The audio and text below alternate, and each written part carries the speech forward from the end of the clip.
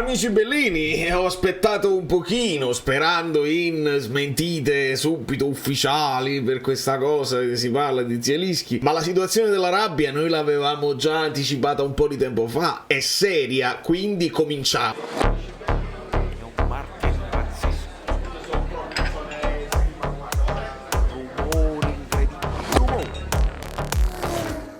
Allora, perché qua siamo veramente in difficoltà. Benvenuto Salvatore De Sena e tutti quelli che si sono iscritti, benvenuti sul canale.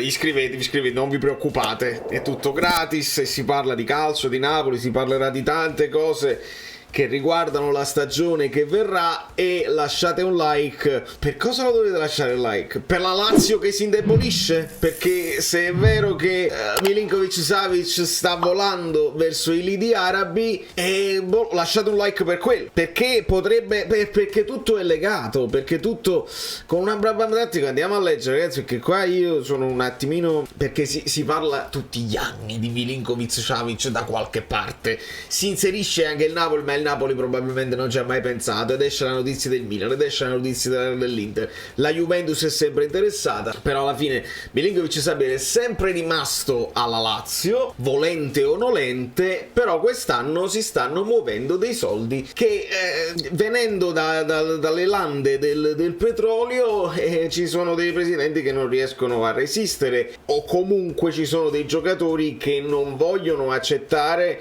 meno di quello che guadagnerebbero lì. E qui è questione della famosa ambizione di cui parlavamo. Vuoi fare una grande carriera da qualche parte? Milinkovic-Savic, se va lì, rinuncia a giocare alla Champions League con la Lazio, e quindi non se ne fregano nulla.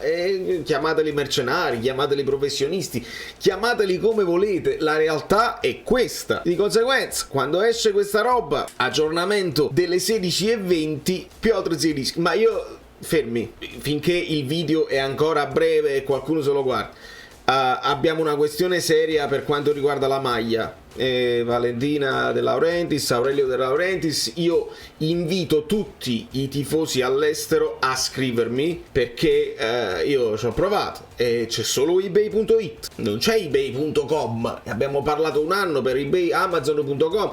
De Laurentiis ha detto: mi raccomando, il mercato americano. E insomma, cioè, io faccio tutta una serie di complimenti, dico: ah, bravo, mi hai ascoltato, stai parlando proprio di noi che stiamo qua tifosi all'estero. La nuova era, da Napoli al mondo. Il mondo è eBay, è peggio di Amazon perché spedisce solo in Italia, quindi non è possibile. Verrà sicuramente aggiustata questa cosa, altrimenti rimanevi col tuo web store italiano ufficiale del sito, perché non cambia nulla. In questo momento non cambia nulla, anzi, prima almeno c'erano gli Amazon.es, Amazon.de, dei vari punti spagnoli, tedeschi, eBay. No, vabbè, non ci siamo. Si può comprare, se uno vuole spendere 37 euro di spedizione oltre ai 130 e quindi arrivare a 170 più tasse più cose dal web store ufficiale del Napoli, ma eBay non aggiunge nulla, anzi, e devo dire questa cosa è importante,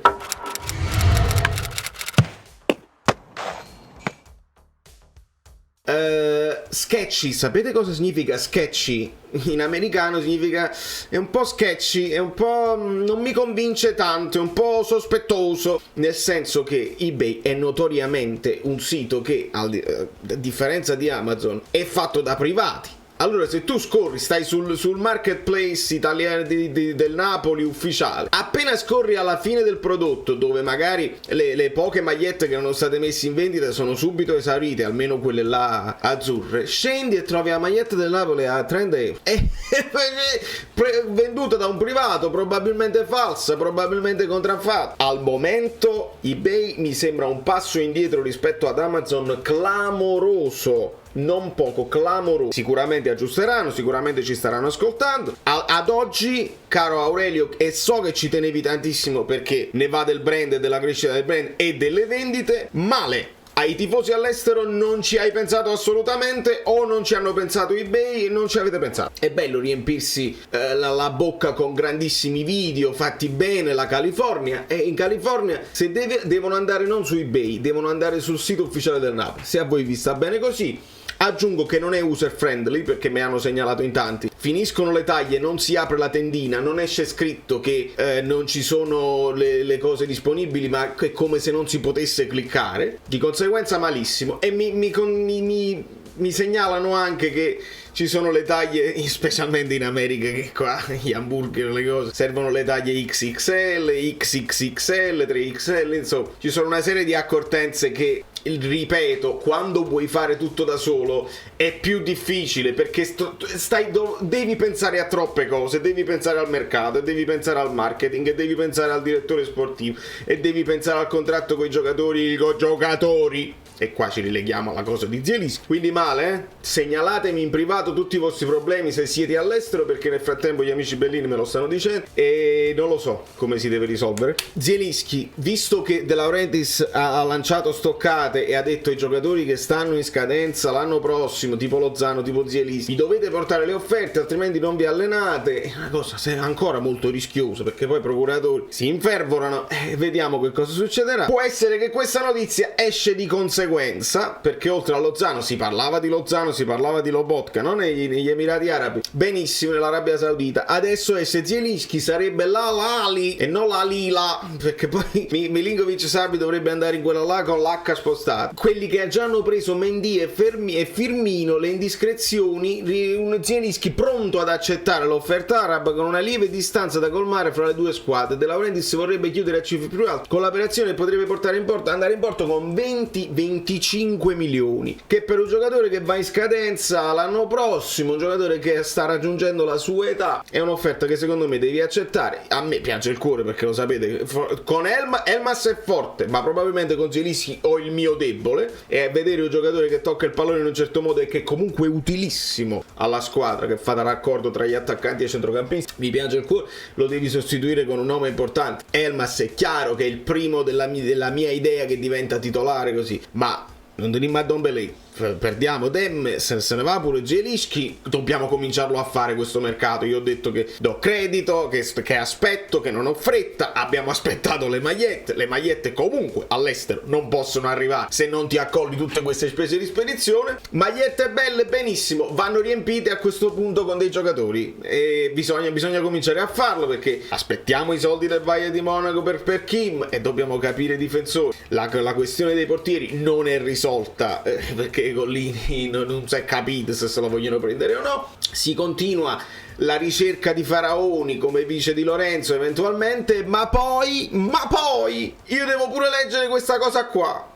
Qua io non lo so, perché è un altro che potrebbe essere a fine ciclo con il Napoli, non solo Zielinski, anche Mario Rui. Perché? Perché poi il portoghese non paga Telefunken, secondo quanto riportato da Sport Italia. Infatti nelle ultime ore sarebbe stato l'Al Nassr, i soliti, a portare avanti i contatti con l'entourage del terzino, lo sappiamo, no? Giuffredi, lo sappiamo, per provare a capire le percentuali di affondo nelle eventuali affari. Poi se ne va pure Mario Rui, io il sostituto ce l'ho, ve l'ho detto sempre, chi mi segue lo sa. Il problema, ragazzi, è che ci dobbiamo cominciare a dare una mossa, dobbiamo dare una squadra a Garcia da allenare in ritiro, perché De Laurentiis è stato più possibilista e va bene, ma il discorso che secondo me va fatto è sulla Champions League dell'anno prossimo. Se la Champions League dell'anno prossimo, che cambia formato, e stiamo leggendo che probabilmente l'Italia, se mantiene un ranking importante, potrebbe qualificare anche la quinta classificata. Attenzione, secondo me De Laurentiis sta un pochino più tranquillo, e non vorrei che stesse troppo tranquillo, dice io qualunque squadra faccio comunque quinto ci arrivo, perché non si può scendere da primi in classifica a settimi, e sarebbe